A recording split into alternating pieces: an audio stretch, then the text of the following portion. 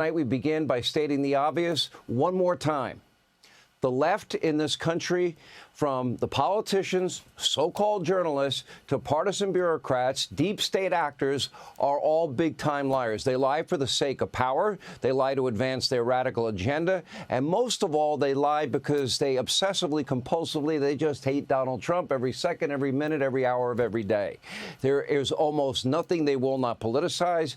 Now, that includes crime statistics. Whoa, they cook the books. Imagine that. Are you shocked at home?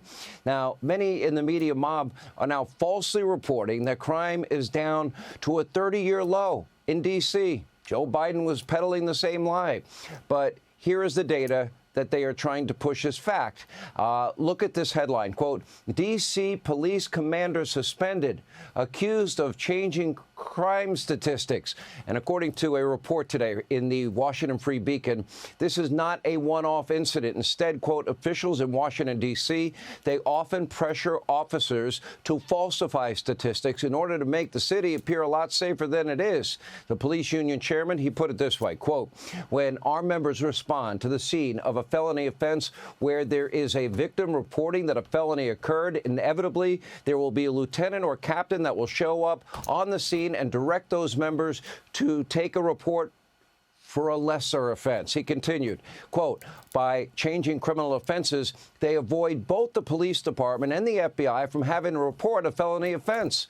And according to multiple reports, this is something that happens in almost every major blue city across the country, as if I'm informing you about something you didn't already know. And that is, there's no law, there's no order, there's no safety, there's no security. This is the result of defund, dismantle, no bail laws. But if you need another reason to doubt D.C.'s accounting, well, here is the city's police chief at a press conference earlier today getting confused by the term, so police chief, chain of command. Take a look. Can you tell us what the chain of command is now?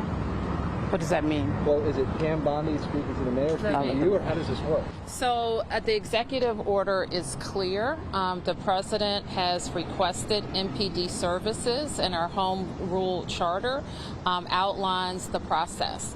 The president designated Attorney General Bondi as his proxy to request services through me. Simple question. How is that person in charge? That does not exactly inspire confidence, to say the least. And then to make matters worse, juvenile crime is through the roof, not only in D.C., which not only obscures criminal reporting, they're cooking the books, but also severely limiting prosecution, sentencing for young, violent felons. You know, they're out there committing crime after crime after crime. Take a look at that screen. For example, according to police, juveniles accounted for more than 50% of all robbery arrests in 2024, about 60% of all carjacking arrests in 2025. Another glaring indicator that our nation's capital is facing a crime crisis is the city's murder rate.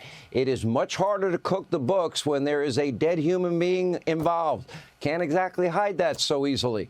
And sadly, Washington, D.C. has one of the highest murder rates, look at this, in the entire world. Look at this. 41 per 100,000, Uruguay 16.1. You know, we have, look at Baghdad. How is it possible in D.C. more than double the rate in Baghdad, almost triple, for crying out loud? Nigeria. Washington's murder rate is many times higher than Panama City, Panama, Bogota, Colombia, Mexico City, Havana, Cuba, El Salvador. Just about every other capital city on the planet. But according to many on the left, Trump is racist. He's a dictator for lawfully using the federal government to restore safety and security, law and order in our capital city so that we can save lives. What an interesting thought. Take a look. You don't think more police make streets safer? No, Joe. I'm a black woman in America. I do not always think that more police make streets safer. When I go to D.C., I'm not afraid of losing my wallet so much as I'm afraid of losing my vote. I'm not afraid of losing my wallet so much as I'm afraid that my children's freedom to breathe will be stolen in a world where climate change policy is non-existent. You may recall at the Democratic Convention, I spoke one evening and I said that Project 2025 is Jim Crow 2.0. I can tell you right now exactly what is going to happen in so many of these instances because it's all right there. If you look in the history books, you see it. My children's freedom to breathe will be stolen. Jim Crow 2.0. Then you have Mr. Fang Fang. Eric Swalwell had a slightly different take. He's now accusing Trump of being responsible for every new murder in the city. After all, he took over just a few hours ago. Now, this hysteria is nothing new. Frankly, it doesn't really matter. Here's the million-dollar question. Ask yourself at home. Why do Democrats care? Why don't they care about law and order, safety and security? Why are they staunch advocates of failed policies, defund, dismantle, reimagine the police, no bail laws? Why did they flat out lie to you about Joe Biden, Kamala Harris, Mayorkas's open borders that allowed, let's see, known terrorists, murderers, rapists, other violent criminals, cartel members, gang members, drug dealers, all unvetted into our country, some 12 to 20 million. Nobody knows the real number. In fairness, not everyone on the left is actually on the same page. Some Democrats are even quietly now supporting President Trump. Shockingly, our old friend, Liberal Joe, well, actually made sense for once. I was shocked. Take a look. I will just go back to the fact that, you know, the people that are cheering this on privately are not like right-wing Republicans, are not MAGA people. A lot of our friends are in the media, and also Democrats that worked on Joe Biden's campaign, that worked on other campaigns, that are saying, yeah, I'd like to feel safe walking around this city. If the federal government can be a positive partner in keeping the streets safe, while, again, forming a partnership with the D.C. police and not taking over, then at least the people I've spoken with that live in D.C. day in, day out see this as a positive step. If all his Democratic friends in D.C. wanted this, why didn't they demand Joe Biden do something about it? By the way, it's not only Liberal Joe. Here's one ABC reporter sharing her experience from living and working in our nation's capital. Take a look.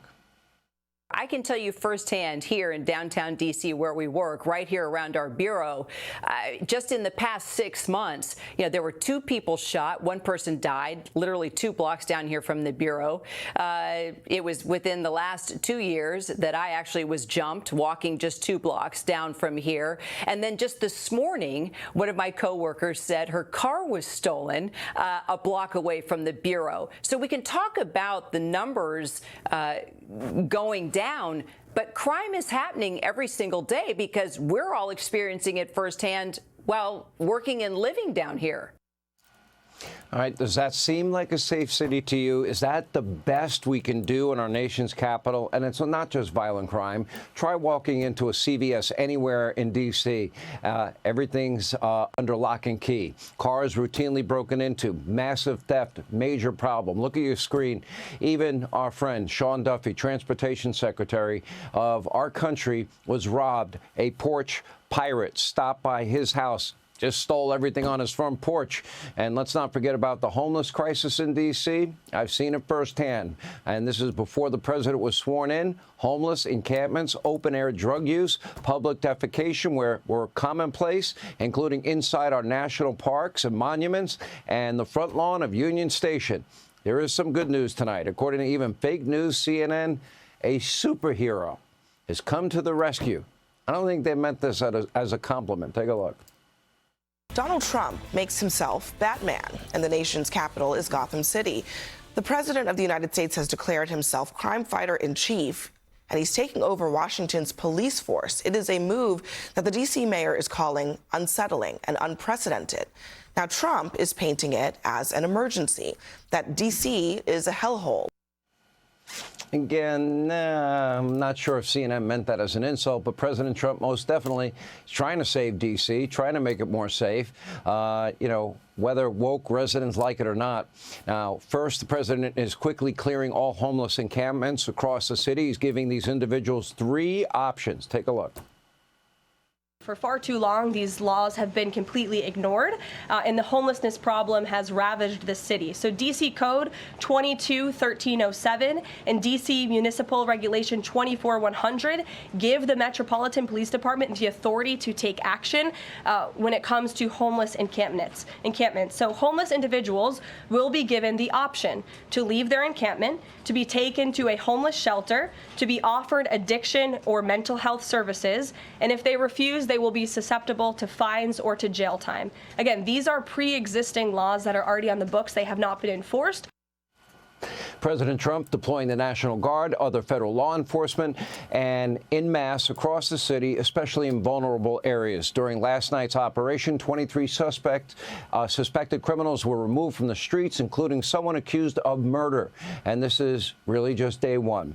Now, this was the help of Washington, D.C., everything that they've needed in years to come. If they get the courage, the city's residents hopefully will one day thank President Trump. More importantly, lives will be saved. Hey, Sean Hannity here. Hey, click here to subscribe to Fox News YouTube page and catch our hottest interviews and most compelling analysis. You will not get it anywhere else.